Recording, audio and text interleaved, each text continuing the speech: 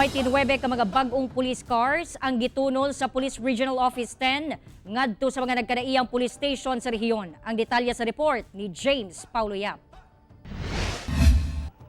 29 ka mga bagong police cars ang gipang-apod-apod sa nagkadaiyang police stations sa Police Regional Office 10 sa pagpanguna mismo ni Police Brigadier General Benjamin Acorda Jr. Tumong niini nga mas palapdan og paspas ang pagresponde sa kapulisan panahon sa emerhensiya. In police response, kailangan ng mobility. So with this, lalong mapapabilis ang ating pagresponde sa call for police assistance.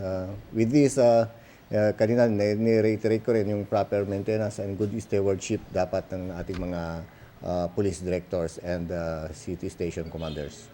5 ka mga bagong sakyanan ang gitunol sa Camiguin Police Provincial Office, Lanao del Norte Police Provincial Office, Bukidnon Provincial Police Office ug Iligan City Police Office. Samtang siyam ang gitunol sa Cagayan de Oro City Police Office.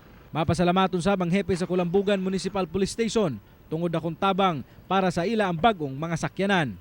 Although mayroon kaming dalawang naka-issue sa amin, so pasalamat pa rin kami kasi yung EOR ko is malaki din. So it will take siguro na pag-iikutin ko yan, maraming patrol ang kakailanganin ko. Kauban si Makoy Sempron sa kamera. Ako si James Paulo Yap para sa One Mindanao.